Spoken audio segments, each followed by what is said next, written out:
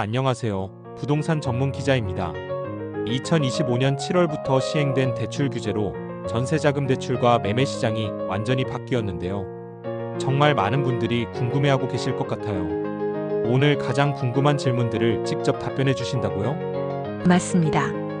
여러분이 가장 많이 물어보시는 것들부터 차근차근 설명해 드릴게요. 먼저 가장 기본적인 질문부터 드려보겠습니다. 이번에 가장 크게 바뀐 게 뭔가요?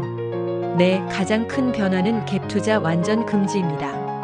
쉽게 말해서 전세 끼고 집 사기가 원칙적으로 불가능해졌어요. 구체적으로 어떤 것들이 막힌 건가요? 세 가지가 핵심이에요. 첫째, 집을 사면서 그 집의 전세 보증금으로 잔금 내는 것이 금지됐고요. 둘째, 임대인과 실제 소유주가 다르면 전세 대출이 불가능해졌습니다. 셋째, 6개월 내 실거주 안 하면 대출을 회수해요. 예전에는 어떻게 했던 거죠? 예전에는 10억짜리 집을 세입자 전세금 7억, 내 돈 3억으로 살 수 있었거든요. 이제는 완전히 막혔습니다. 그럼 이제 전세자금 대출 자체를 못 받는 건가요? 아니에요. 갭 투자에 활용되는 전세자금 대출만 막힌 거예요. 구분을 정확히 해야 해요. 어떻게 구분하나요? 막힌 것은 매수자가 집을 사면서 그 집의 전세 보증금으로 잔금을 내는 구조, 임대차 계약서의 임대인과 실제 소유주가 다른 경우, 매수자가 실거주 안 하고 투자 목적으로 전세받는 것이에요. 그럼 여전히 가능한 것은 뭔가요? 순수하게 전세 얻어서 사는 사람의 전세자금 대출, 매수자가 실제로 6개월 내 그 집에 들어가 사는 경우는 여전히 가능해요. 쉽게 말해 진짜 살려고 전세 얻는 건 문제없고 돈 벌려고 하는 갭 투자만 막힌 거예요. 정말 예외가 하나도 없는 건가요? 딱 세 가지 조건을 모두 충족하면 가능해요. 어떤 조건들인지 궁금해요. 첫째는 실수요 사유예요. 직장 이동, 자녀 교육, 부모 봉양, 치료 등이 해당되고요. 둘째는 지역 조건으로 구입 아파트 있는 시도를 벗어나서 전세 계약해야 해요. 셋째는 실거주 조건으로 양쪽 집 모두에서 실제 거주해야 합니다. 예를 들어주시면? 서울에서 집을 사고 부산에서 전세 사는 경우, 그리고 실제 거주하는 경우만 인정됩니다. 대출 받을 수 있는 금액도 줄어들었나요? 내 소득에 따라 감소했어요. 스트레스 DSR 3단계 때문인가요? 맞습니다. 연소득 6천만 원은 약 1,200만 원 감소, 연소득 8천만 원은 약 2,400만 원 감소, 연소득 1억 원일 때는 약 4,800만 원까지 감소했어요. 즉 1억 원일 때 기준으로 4,800만 원 정도 감소했다고 보시면 됩니다.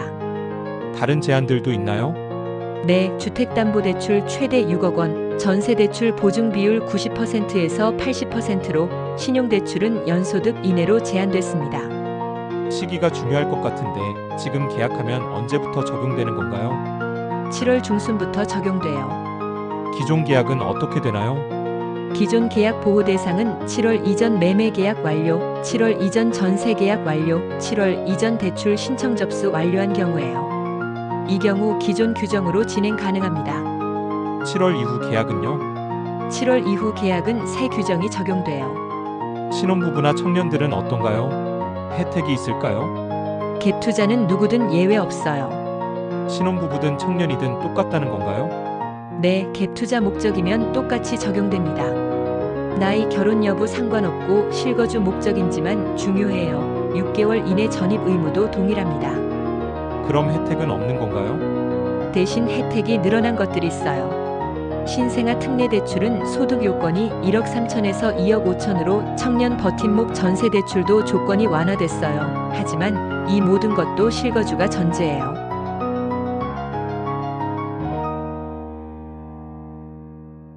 결국 실제로 살 목적인지가 핵심입니다. 6개월 실거주 얘기가 나왔는데 6개월만 살면 되는 건가요? 아니요. 이건 자주 오해하시는 부분인데 6개월은 전입 의무 기간이에요. 어떤 식으로 오해하는 건가요? 6개월만 살고 나가서 갭 투자로 활용하자. 형식적으로 6개월만 버티면 된다. 이렇게 생각하시는 분들이 많아요. 정확한 의미는 뭔가요? 6개월 이내에 반드시 들어가서 살기 시작해야 한다는 뜻이고 실거주 목적으로 매매해야 하는 거예요. 6개월 후에도 지속적인 모니터링이 가능합니다. 만약 6개월 후에 바로 나가면? 갭 투자 목적으로 간주돼서 금융당국의 지속적인 점검을 받고 적발시 대출 회수와 향후 대출 제한이 있어요. 정책 취지가 실거주 목적이 아닌 투자 목적을 원천 차단하는 거라서 꼼수 부리다가 더 큰 손해 볼 수 있습니다. 이미 갭 투자로 집을 가지고 있는 분들은 어떻게 되나요? 기존 것은 유지되지만 확장은 불가능해요. 구체적으로는 기존 보유분은 그대로 유지 가능하고 매도나 상환은 자유해요.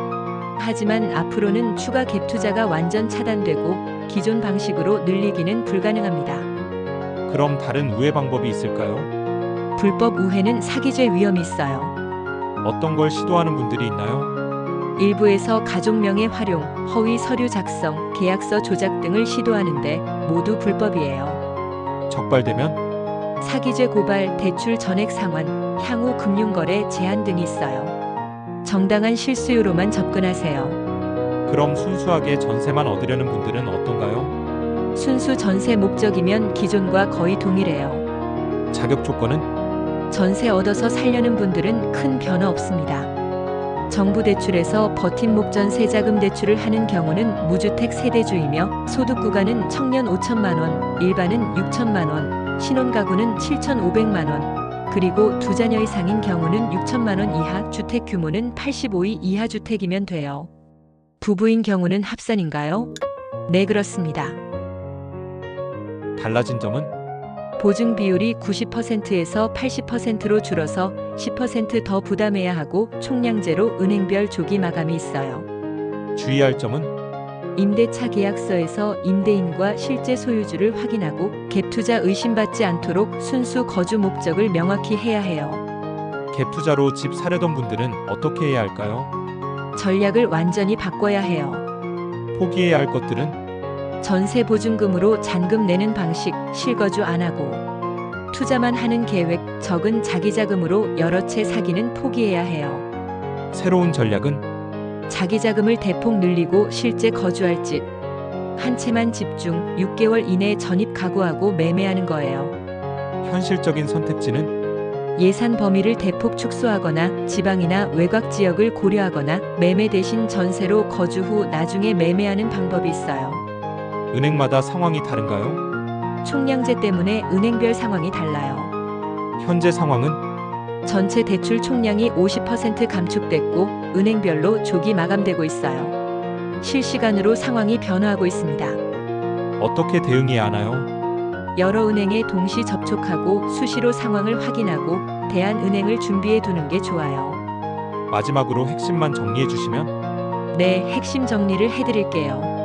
첫째, 갭 투자 완전 금지가 가장 큰 변화고요. 둘째, 실거주 목적만 가능하며 6개월 이내 전입 의무가 있어요. 셋째, 대출 한도가 대폭 감소해서 소득 1억 원일 때 기준으로 4,800만 원 정도 줄었어요. 넷째, 총량제로 조기 마감되니까 서둘러 준비하셔야 해요. 행동 지침도 주시면 계약 전 대출 승인을 필수로 받으시고 실거주 목적으로만 접근하세요.